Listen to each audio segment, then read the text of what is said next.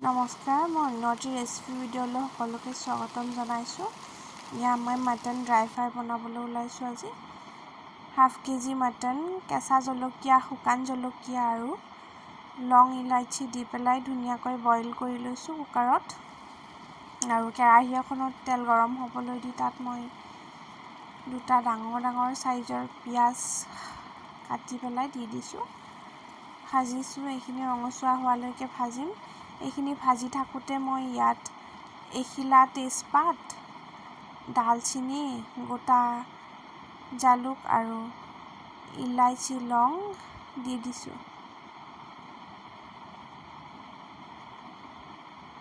এইখিনি ভালদৰে ভাজিম যাতে পিঁয়াজখিনি ৰঙচুৱা হয় ভালদৰে।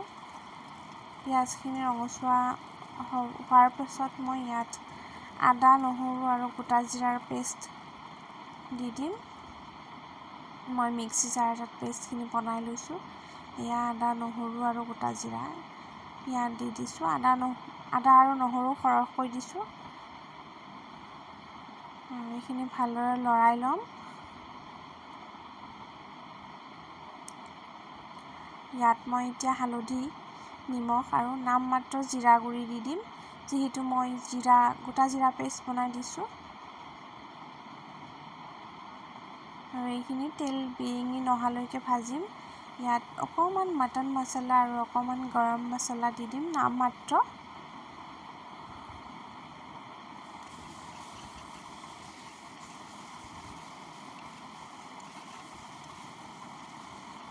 এইখিনি ভালদৰে হেতাখনেৰে লৰাই ভাজি ল'ম। যেতিয়া ইয়াৰ পৰা তেল বিৰিঙি উঠিব, তেতিয়া মই ইয়াতে বইল কৰি ৰখা মাংসখিনি দি দিম। মাংসখিনি দি পেলাই ভালদৰে লৰাই ল'ম।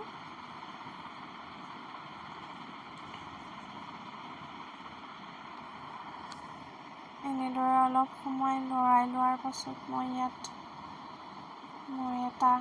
এটা সৰু চাইজৰ আপেল, এটা আলু 3 টুকুৰা কৰি লৈছোঁ আৰু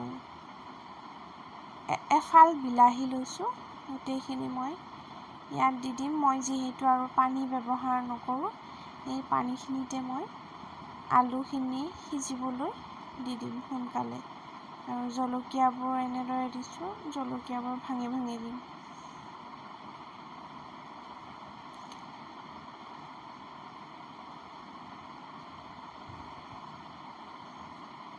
আপেল দি পেলাই কেতিয়াবা এনেদৰে মাটন কাৰী বনাই খাই চাবচোন যদি খোৱা নাই।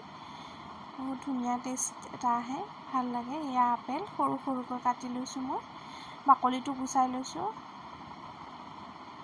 আৰু এটা আলু কোনো নাখায় ঘৰৰ, ময়ে অকল, সেয়েহে এটাই দিছোঁ।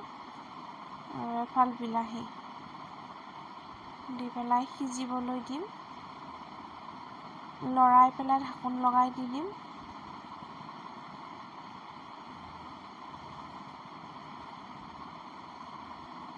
এনেদৰে মই 15 মিনিটমান সময় একেবাৰে লো ফ্লেমত ঢাকোন লগাই থৈ দিম। মাজে মাজে এবাৰ লৰাই দিম যাতে তলৰ পিনে লাগি নধৰে।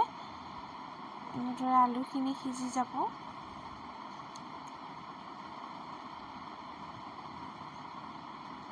পানীখিনি একেবাৰে নাইকিয়া হোৱালৈ এনেদৰে মই 15 মিনিটমান সময় একেবাৰে লো ফ্লেমত লৰাই দিছোঁ।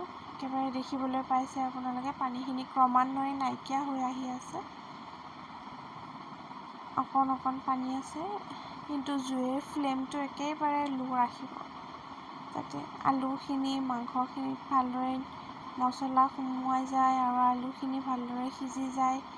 আপেল আৰু বিলাহী এনেও সোনকালে গলি যাব, যিহেতু এই দুটা বস্তু অকণ নৰম হয়। মাংসখিনি আগতে বইল কৰি লোৱা আছে, মাংসখিনিও সিজি যাব। মাংসখিনি মই কুকাৰত 2টা চিটি লগাই দিছিলোঁ।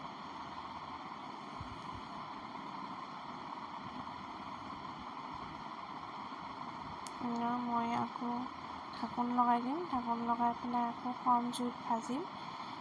যেতিয়া একেবাৰে ড্ৰাই হ'ব, তেতিয়া মই অকণ জুইটো বঢ়াই দিম, গেছৰ ফ্লেমটো বঢ়াই পেলাই একেবাৰে ভালদৰে লৰাই ভাজিম। এনেদৰে ড্ৰাই ফ্ৰাই কৰি খালে ভাল লাগে, কিন্তু আপেল দি পেলাই মাটন কাৰী বনালে বেছি ভাল লাগে।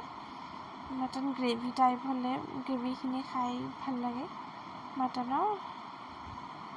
কিন্তু আজি মোৰ হাজবেণ্ডৰ ডিমাণ্ড আছিলে যে মাটন ড্ৰাই ফ্ৰাই খাব, সেয়েহে মই মাটন ড্ৰাই ফ্ৰাই বনালোঁ।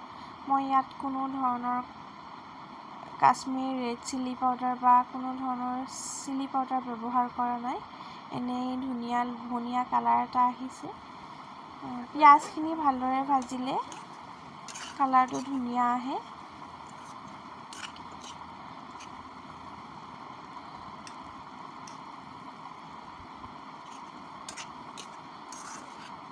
এয়া মোৰ মাটন ড্ৰাই ফ্ৰাই প্ৰায় ৰেডি হৈছে খাবলৈ। এনেদৰে কেতিয়াবা বনাই খাবচোন আপেলেৰে, ভাল লাগে। আৰু খাই পাইছে যদি কোনো কথা নাই পোৱা যদি বনাই খাই চাবচোন, বৰ ভাল লাগে। আজিলৈ আহিলোঁ, আকৌ এটি নতুন ৰেচিপিৰ সৈতে নতুন ভিডিঅ' এটাত লগ পাম। ভিডিঅ'টো কেনে পালে জনাবলৈ নাপাহৰিব।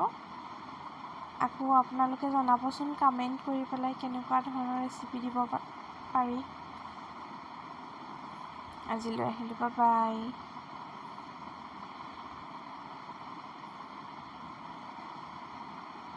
ৰেচিপিটো কেনেকুৱা পালে নিশ্চয় জনাব সকলোৱে।